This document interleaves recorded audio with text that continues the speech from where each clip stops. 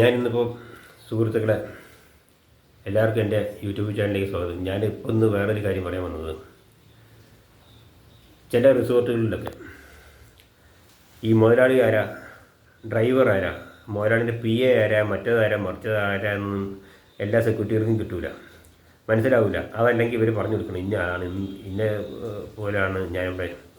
ഇന്ന് രാവിലെ ഞാൻ ജോലി ചെയ്യുന്ന റിസോർട്ടിൽ ഒരു കാറ് വന്നു, ഒരു BYD ഒരു ഇലക്ട്രിക് കാറ്.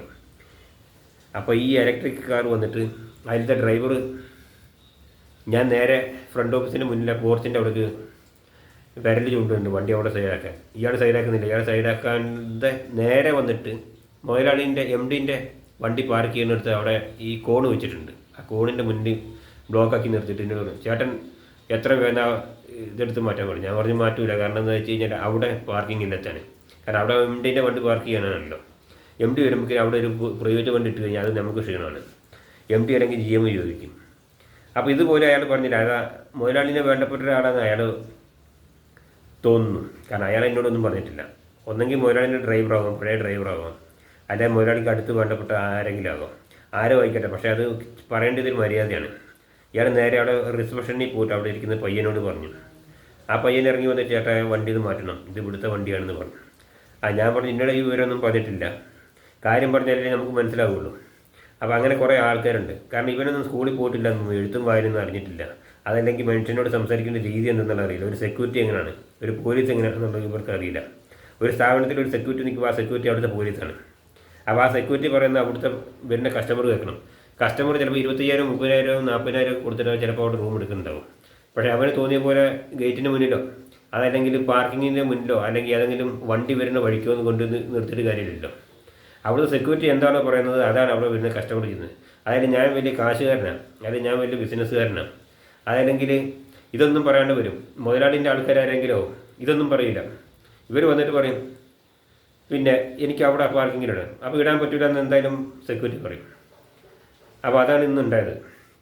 ഞാൻ തന്നെയായിരുന്നു അവിടെ സെക്യൂരിറ്റി. അപ്പം ആ വിവരം പറയാനായിട്ട് വിളിച്ചാണ്. അപ്പോൾ ഇങ്ങനെ കുറേ ആൾക്കാരുണ്ട്. മുതലാളിക്ക് കുഴപ്പമുണ്ടായില്ല, പക്ഷേ മുതലാളിൻ്റെ ഈ ഡ്രൈവർമാരുണ്ടല്ലോ, ഡ്രൈവർമാർക്കാണ് പ്രശ്നം. അവർക്കാണ് ഭയങ്കര അഹങ്കാരം കൂടുന്നത്.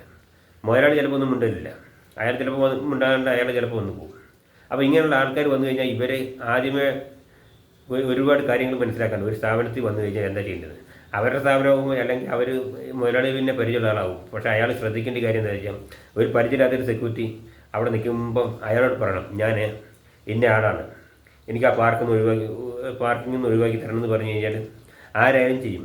പക്ഷേ അതിന് പോലും കൂട്ടാക്കാതെ അയാൾ വണ്ടി അവിടെ ഇട്ടിട്ട് വലിയ വാശി കയറിപ്പോയി. കാരണം വേറൊരു വണ്ടി ഫ്രണ്ട് ഓഫീസിലേക്ക് വന്നു കഴിഞ്ഞാൽ അവിടെ ബ്ലോക്ക് ആവും. എന്നിട്ട് അയാൾ അതിൻ്റെ ഉള്ളിൽ പോയിട്ട് അതിനകത്ത് പോയിട്ട് അതിൻ്റെ ഇരിക്കുന്ന റിസപ്ഷനിൽ ഇരിക്കുന്ന ആ ചെറുക്കനോട് പറഞ്ഞിട്ടാണ് അവൻ വന്നതിന് ശേഷമാണ് ഞാനിത് മാറ്റി കൊടുത്തത്. നമുക്കറിയില്ലല്ലോ. അപ്പോൾ അങ്ങനെ കുറേ ആൾക്കാരുണ്ട് ഇങ്ങനെ വെറുതെ ഷൈൻ ചെയ്യാനായിട്ട് നടക്കുന്ന ആൾക്കാർ.